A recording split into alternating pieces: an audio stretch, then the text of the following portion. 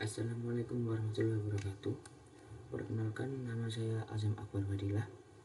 PIN saya 23314071111144. Di sini saya akan menjelaskan dan mengimplementasikan apa itu yang dimaksud dengan kriptografi. Apa itu kriptografi? Kriptografi adalah teknik-teknik mengamankan informasi seperti menjaga kerahasiaan data, integritas data, serta keabsahan data. Tujuan kriptografi ini berfungsi untuk memastikan hanya pihak dengan otoritas tertentu yang berwenang untuk mengakses informasi. Kriptografi tidak hanya soal menyembunyikan pesan, tetapi juga memastikan pesan tersebut terjamin integritasnya, supaya pesan sampai ke penerima dalam keadaan utuh dan benar dari sumber yang sah. Konsep utama dalam kriptografi ada dua, yaitu enkripsi dan deskripsi. Enkripsi yaitu mengubah data asli atau plain text menjadi bentuk yang tidak dapat dibaca atau ciphertext. Dan deskripsi adalah mengembalikan ciphertext menjadi plain text menggunakan kunci yang benar.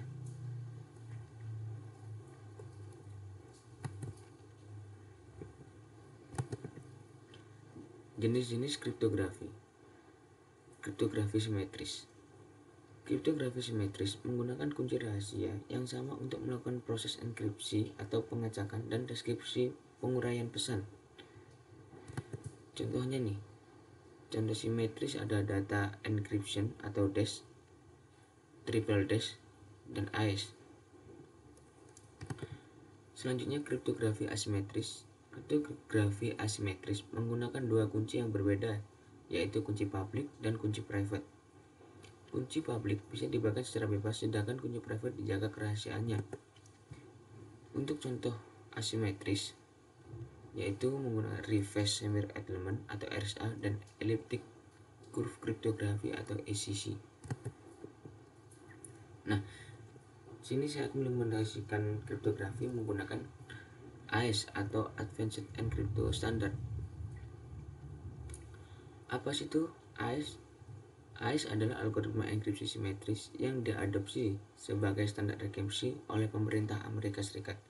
AES menggantikan data enkripto standar dan dikenal karena keamanan yang tinggi dan efisien dalam berbagai aplikasi.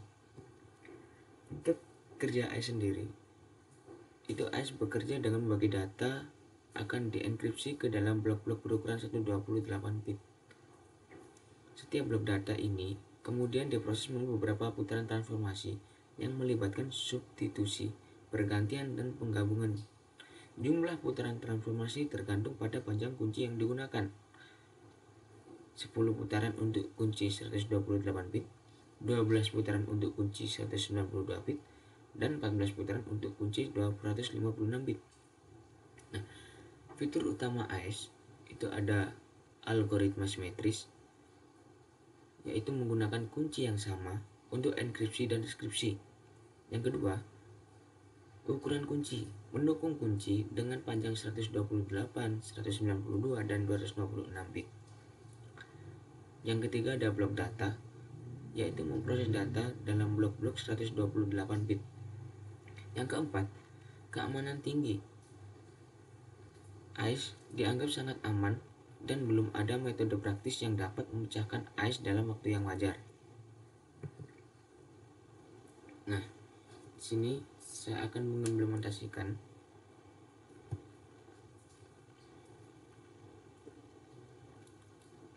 bagaimana cara kinerjanya AES.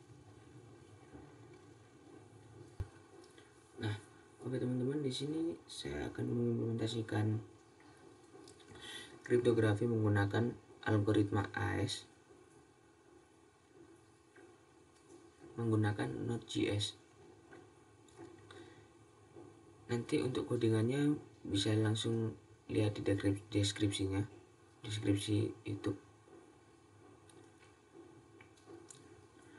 Untuk teman-teman bisa memasukkan password di line 10, menyesuaikan, tetapi harus 16 huruf, tidak boleh lebih dan tidak boleh kurang.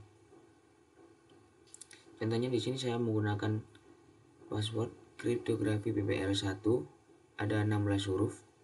Nih. Untuk pesannya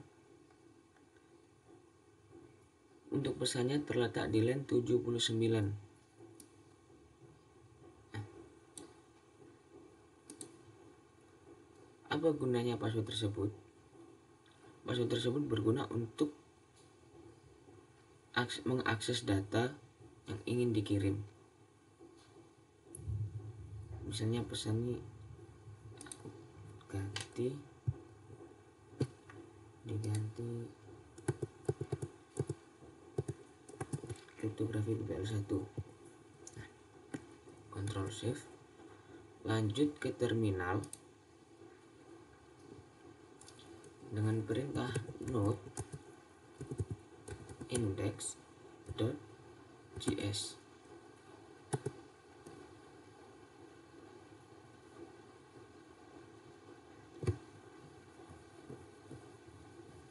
Nanti tampilannya akan seperti ini. Panduan untuk deskripsinya di website juga ada. Nah, kita langsung copy pesan transkripsinya. Kita copy. Lanjut kita ke websitenya. Nah, teman-teman, mohon maaf karena OBS saya hanya untuk bisa share screen atau capture. Jadi langsung saja kita copy user yang transkripsi yang ada di terminal.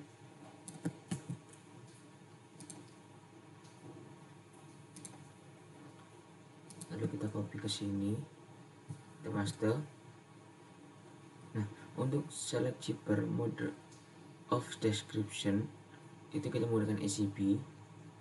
Select paddingnya kita no padding. Key size in bits kita menggunakan 128 bits. Nah, untuk enter secret key used for encryption atau password, kita masukkan yang ada di line 10 tadi. Passwordnya apa? Nah, kalau sudah, langsung kita klik deskripsi. Nah, ini hasilnya, hasil outputnya yang ada di line 79 tadi.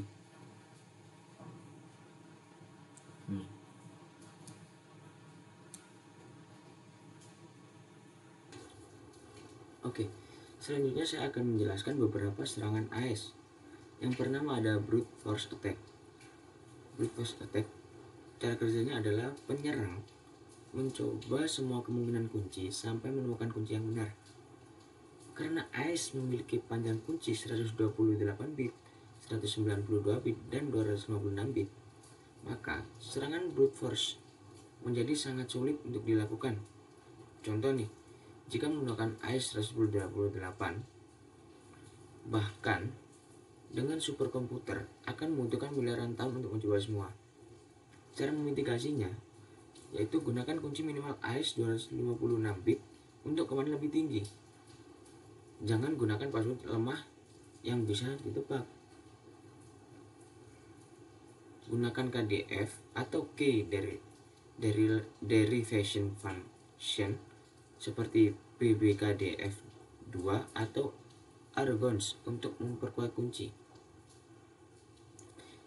Yang kedua, slide channel attack atau SCA.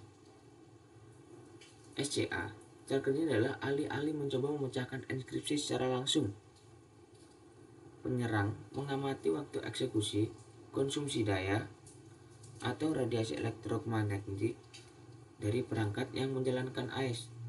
Contoh, power analysis attack mengukur perubahan konsumsi daya untuk menebak kunci AES.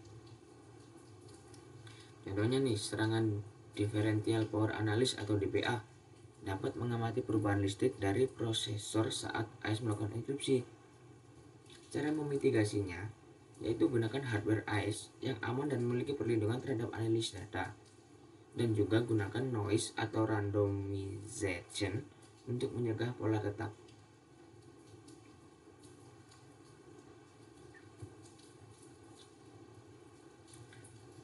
Oke, di sini selanjutnya saya akan menjelaskan beberapa serangan AES.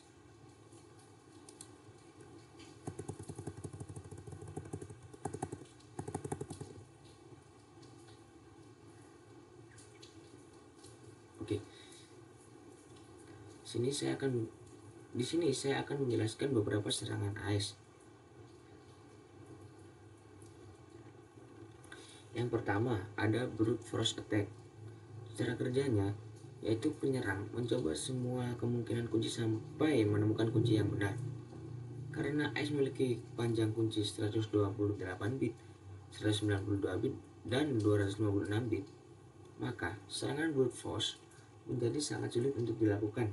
Contoh, jika menggunakan AES 128 bit, bahkan dengan superkomputer dan membutuhkan miliaran tahun untuk mencobanya semua. Cara memitigasinya adalah menggunakan kunci minimal AES 256 bit. Untuk keamanan lebih tinggi, jangan lakukan password yang lemah yang bisa ditebak. Bisa juga nih kita gunakan KDF atau Key Derivation Function seperti PBKDF2 atau Argons untuk memperkuat kunci. Yang kedua ada Side Channel Attack atau SCA. Cara kerjanya adalah alih-alih mencoba memecahkan enkripsi secara langsung, sehingga penyerang mengamati waktu eksekusi, konsumsi daya, atau radiasi elektromagnetik dari perangkat yang menjalankan AES.